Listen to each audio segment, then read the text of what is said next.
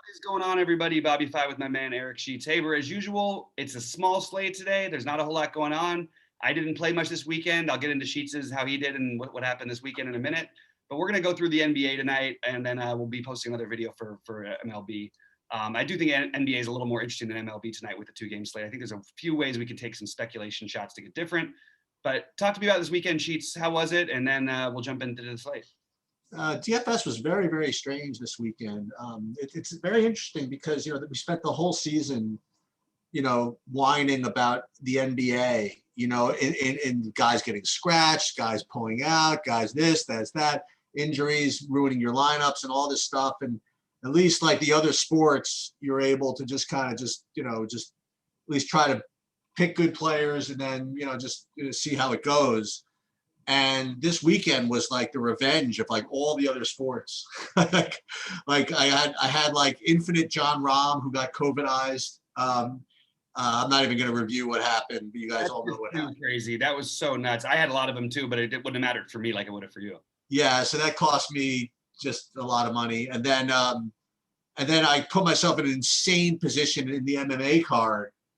I faded all the guys that busted. I locked in someone who smashed. And then I had like basically the one part of a tier that was just left to just clean up. And he dropped out of the fight a half hour before it was going to start, like well after lock, getting me a 0 over there. And then a NASCAR, I was going to run first in both GPPs. If all I had to do was fade one lap in overtime and everybody wrecked that I needed. So it was a really weird weekend for me DFS wise, because like the NBA was like, was the most formful. It was very, very bizarre. So in any case, we're on to the final 8, right? In the NBA, the Clippers took care of Dallas last night, and we're now officially, I guess, down to the final 8. And here we go. Let's. Not quite as exciting a final 8 as I think maybe some people would have wanted for. But I do think we have the one great series here in Milwaukee, Brooklyn tonight. And we'll start off with that game. If you go ahead and pull your screen up, we can start talking about it game by game. And it's going to be interesting because I really think that I just want to say I may actually make a sizable bet on Milwaukee tonight. I think they win this game. What's the spread? Milwaukee's got to be a small favorite, right? No, they're underdogs. Even with Harden out? I'm sure they are.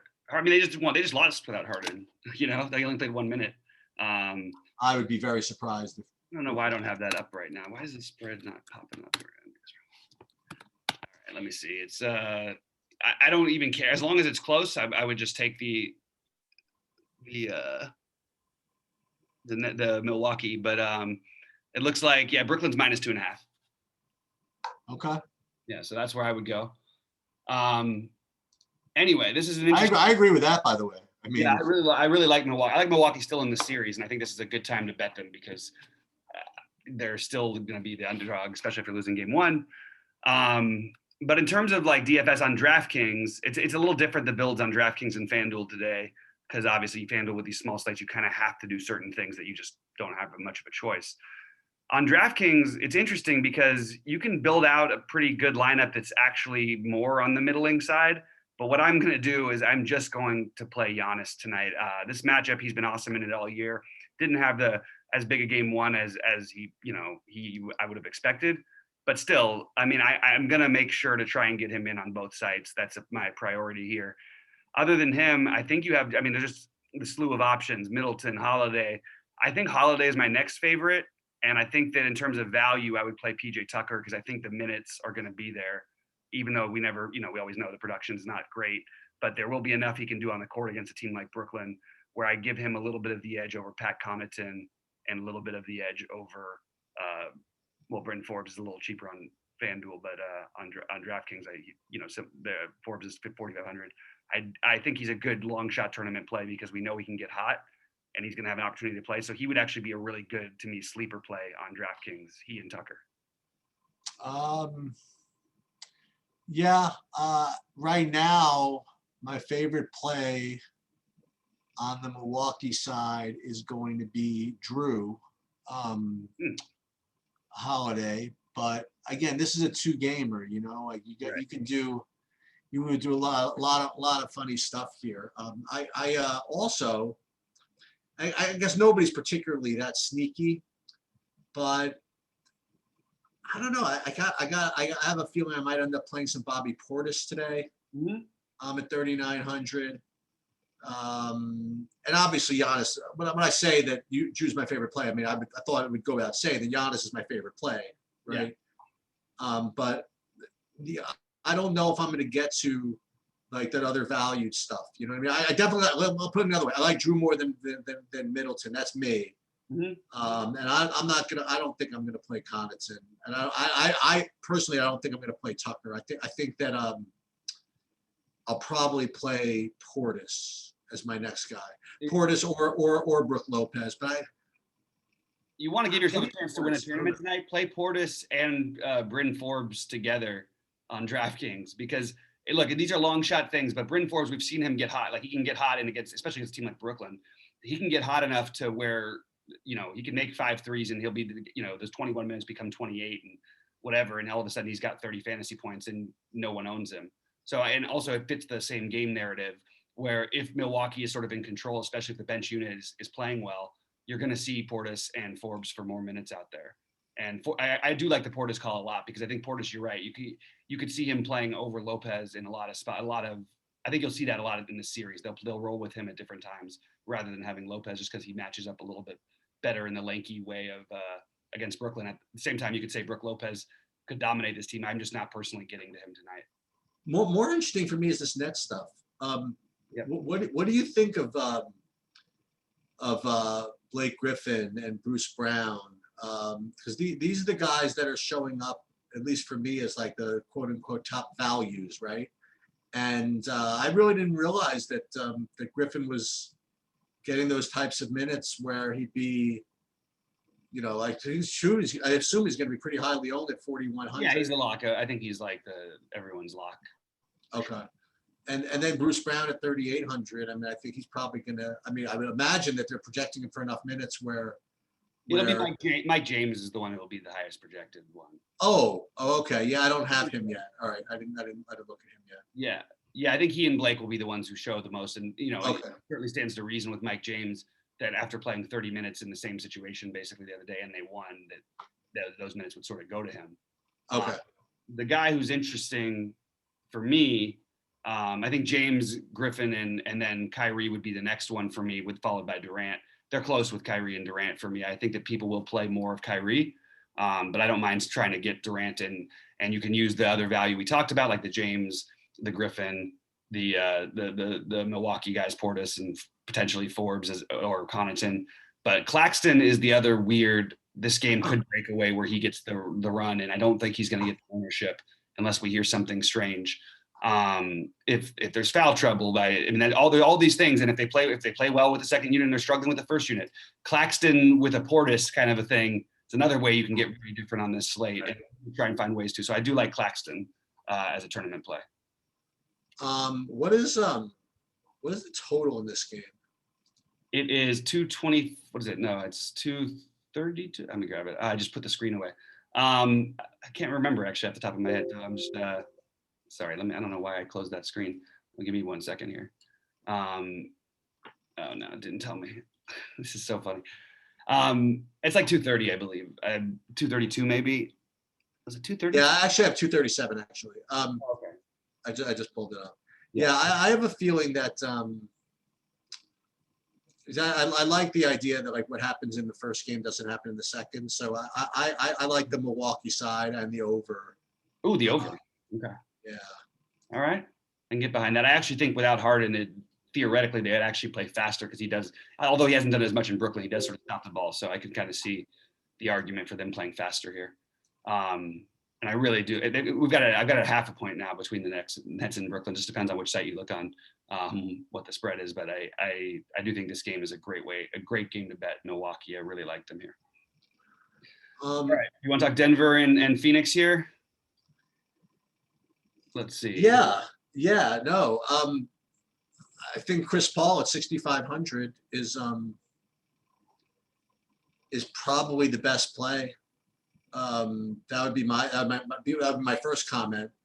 The second comment I'd make is that he's been up and down, I guess, but Austin Rivers has been playing like the minutes, right? So he's another guy who's showing us good value. It's possible that this could be a better series for Michael Bridges, because I remember during the last series, I kept on saying, "Oh, well, why do I keep playing Michael Bridges? I just can't."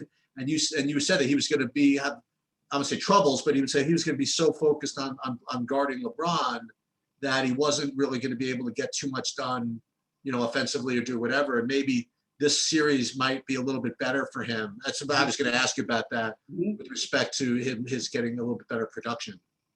Yeah, I agree 100%. I think this is a better series for him. They're going to, they'll put him on, Porter. So it's not like he's going to have a cake matchup, but it's a very different thing than guarding LeBron. Yeah.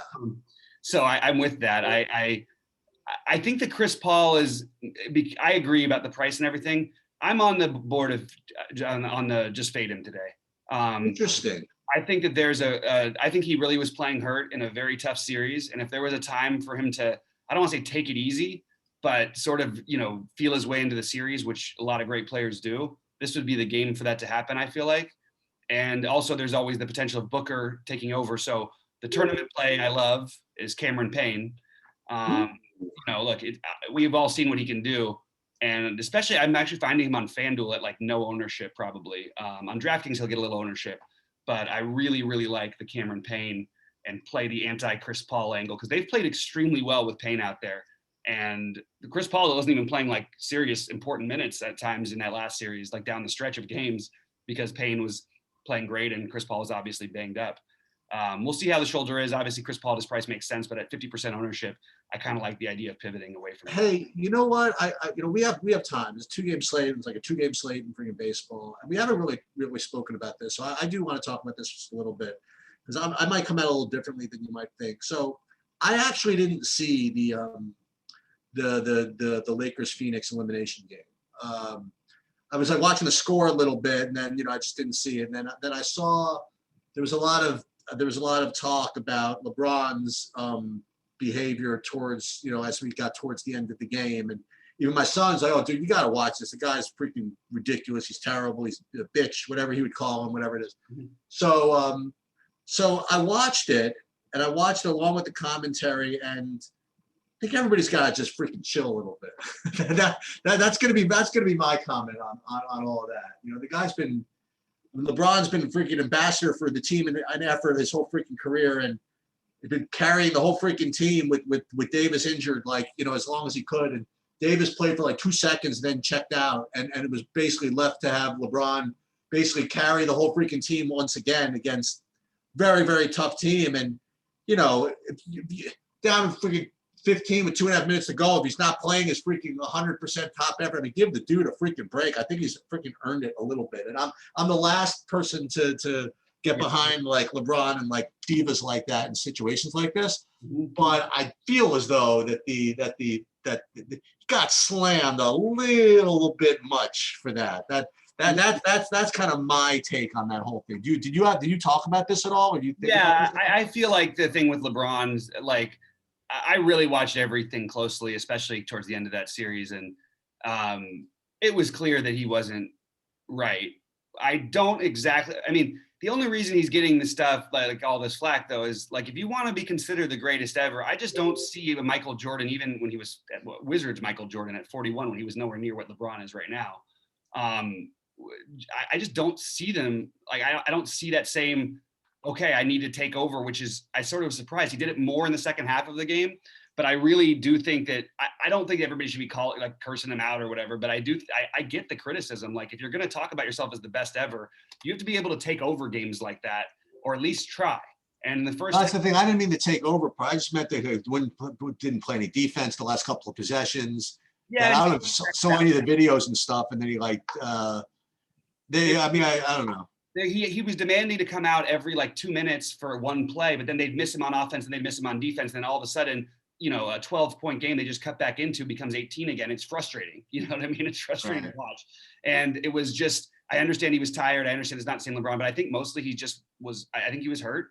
And I'll tell you what, I wouldn't bet against him next year. I'll tell you that no matter where he is, I wouldn't bet against him. I think he might retire.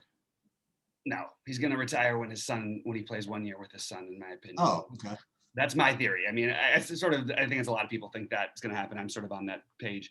What do we think about the Denver side? I think this is like, I haven't been playing Jokic as much in these playoffs, partially because we've had such great options everywhere. I still prefer Durant, the Durant-Giannis pairing, but it feels kind of weird to say that with Jokic, here at 10-8 and probably not going to be quite as high owned.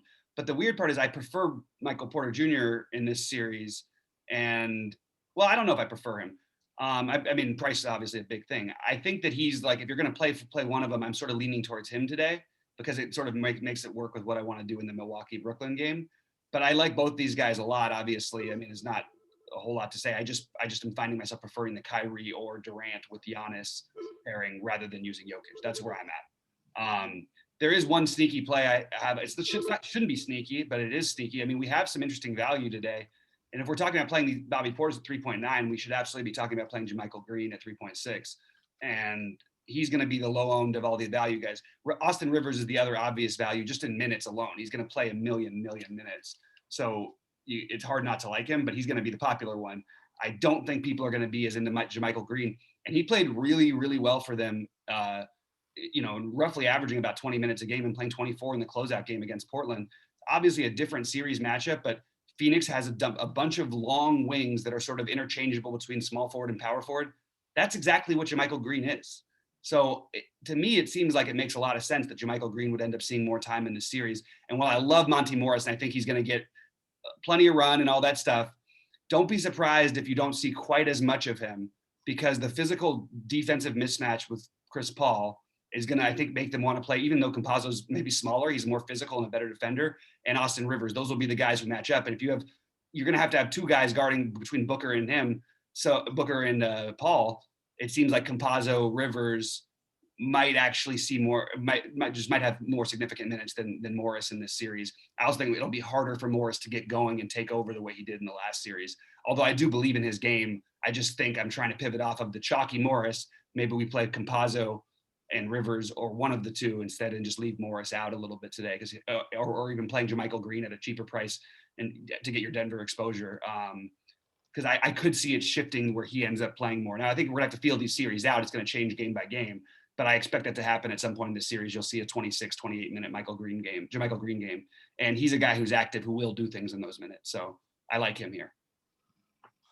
So where are you? So this Austin Rivers thing just really, I don't say bothers me, but I don't know. I mean, how much I really want to play him if he's going to be insanely popular. I hear you. I'm pointing there. Look, there's other value we spotted. You could say Bobby Portis instead. We know the Austin Rivers, 5 fantasy point games that come pretty often. Even when he played 40 minutes and 7 fantasy points the last game. But again, it's just about being on the court. He does have the opportunity, and he will have the opportunity, especially with the way they're going to probably end up doubling Jokic at times, which I don't know if they really will, because doubling Jokic has proved to be like one of the worst things you can do in the NBA. But yeah, I mean, really. But and also the truth is, they've got a guy like DeAndre Ayton. A year ago, we would have been laughing, saying that he, who could at least kind of get physical and match up with him. But DeAndre Ayton, when Anthony Davis was healthy, straight about played him. Like, you know what I mean? He's physical. He can play. And the way they play defense, the way they demand a lot of him in Phoenix, he gets yelled at all the time. But he does a great job. I still expect Jokic to explode, but I'm just sort of finding ways to shift away from that Jokic. And I think I'm more on the Porter side. And again, Rivers, for me, it's just the minutes. I just feel good about the minutes. He feels like the cashy type of value, but not as good as like a guy like Mike James, in my opinion, who will be active and do things out there for Brooklyn. And he's, probably going to play 30 plus minutes as well, or 30-ish minutes as well. And, then you get to the Bruce Brown versus Rivers. I think that's a good conversation. They're close. I think we're giving the edge maybe to Bruce Brown because, again, we'll probably do a little bit more on the court. But I do think Rivers is at, he's probably going to be 30-ish% owned tonight. I think I see that as like if I was playing a bunch of lineups right where he would end up for me. But I do like sort of mixing in these other values instead. And you can just make that, like I said, you can just make the same pivot in the same game, play JaMychal Green instead of Austin Rivers, and you'll get 1/3 or less the ownership, I think. Michael Green is just one of those guys that has never really done it for me, but on a 2-game slate, yeah, He did it for me the other night. he did, didn't he? Yeah, he did it, and it was enough to get that second place, or tied for whatever, for third, I guess it was, because they were tied for first. But yeah, I mean, I just think that there's upside for him here, and I could certainly see those 19 minutes becoming 24, 26 if things break his way. So the Monte Morris fade is, I love Monte Morris in general, but I'm actually considering playing him on FanDuel because the ownership will be non-existent at 6,700 and just sort of go for, hope he has that big game again and takes over. But I think it's going to be harder for him to do. So I'm willing to fade it on DraftKings at what will be really high ownership. Yeah, I didn't, I wasn't expecting Monte Morris to be such such chalk. I mean, I had I really thought that I don't really have him rated all that high, so maybe I don't know. I don't know how chalky he's going to be. If he ends up not chalk, I'm into playing him, but as chalk, I like the fade. Okay, that's where I'm at. And then, yeah, Mike James. I just redid my stuff with Mike James, and yeah, he's going to be the yeah. I also want to say on FanDuel, like if you want to go for a different type of build, like I'm doing, I am playing Nick Claxton as my main center at the moment, which sounds crazy. But I just want to bet on the upside, and I want to try and take that one shot. You need to try to do something to be a little different. So I'm playing he and Campaign are currently in my main lineup. I'll tell you, Campaign, if you play him on DraftKings 5,100, I mean that's how you really get like a low-owned player. You know what I mean? Right. Like I don't think anybody's going to play him. Yeah. And when I say anybody, people play him. It's 2 games, but yeah, he could be a low-owned guy, like you said. That well, certainly if somehow this game is unlikely, but if Phoenix just really gets the better of Denver, I mean, like they're going to find a reason to not play Chris Paul full minutes unless he needs to. You know what I mean? Right. So like you said, I mean, even the closeout game against the Lakers, he wasn't really like and Payne went off, but they played just as well, if not better, with Payne on the court. And look, he was 1 for 8 and he still had 17 fantasy points. Not that that's so exciting, but you're coming off of a 25, 29, 35, and a 40 before that. I mean, let's go, I'm totally on board the Campaign thing tonight. I think this is a really good speculative play on both sides. And I think you'll get very low ownership, especially on FanDuel for him. He's going to be very, very, very low on. And 25 fantasy points from a 5,300 guy, all he has to do is outscore Mike James, Campazzo, and that's not absolutely well within the realm of possibility, considering he's done it every game but one so far. So I love that play. Actually, I'm talking myself more and more into the skipping Chris Paul and trying to get different. All right, I think that's pretty much most of my things. I mean, look, you have the obvious plays. They're the chalk guys, play them. I don't think you should be trying to overly fade, the Blake Griffins on DraftKings especially. I don't think you should be trying to fade Mike James on DraftKings. I don't think you should be trying to fade. I think you can try to fade Kyrie and play Durant instead. I think it's one little thing. But you can fade the Austin Rivers and play the other value that we've talked about. Those are just the ways you try and get different in a couple spots, and that's how you can win on these slates. I mean, I'll tell you how you can get different, and you ain't gonna like it. What is it? You just fade Giannis. I mean, like it's fine. You could try that, but the thing is, I actually don't think Giannis ends up like I think he and Durant, and I think Durant gets more ownership than he does, or close. And I think you're going to get more ownership on. I think you're going to get about the same amount of ownership on Jokic, maybe a little less than Giannis. So I don't think you're getting too creative by fading him. Okay. That's just my personal early take, but if I had to, honestly, I'm looking at this on DraftKings. Yeah, I have them. I mean, very similar. I mean, like Giannis and Durant.